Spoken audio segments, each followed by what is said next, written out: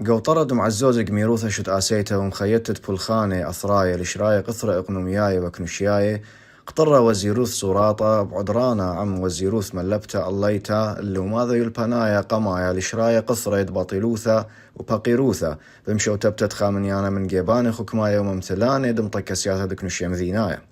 اليوم حقق وزارة التخطيط تعقد المؤتمر العلمي الأول لمعالجة البطالة والفقر في العراق بالتعاون مع وزارة التعليم العالي والبحث العلمي.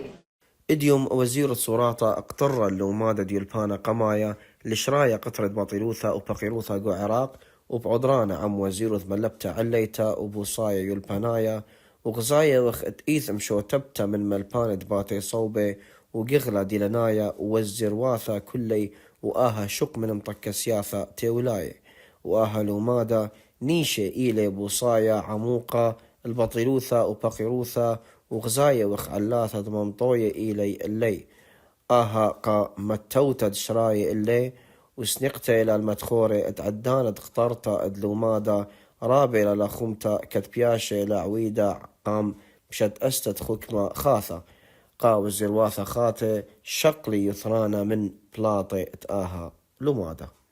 حقيقة مؤتمر هادف، مؤتمر واعد. دزوثة أهل مادا رابع لأنقايا قاشرايا قطرة بطيلوثة وباقيروثة بأرخد بوصاي يولباناي المتو شراي شاريرة ومنتياني بأرخد وزيرة صراطة ووزيرة ملبتا الليتا. يعد هذا المؤتمر من أهم المؤتمرات التي تعالج أهل مادا رابع لأنقايا لشراية قطرة باقيروثة وبطيلوثة وغزايا وقت بطيلوثة إلى أسة باقيروثة وقومة خكمة خشوة باقيروثة إتلم عبدانوثة عالجيبة خيوثة تفرذة إينا هاي إيثلا عبدانوثة أبعل شينا ورهيوثة ومرعي.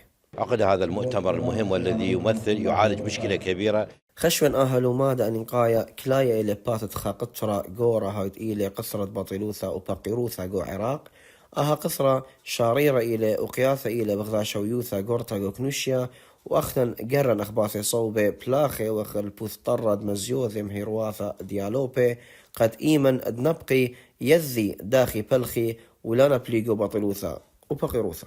إنه طرح موضوع البطالة والفقر في هذا الظرف.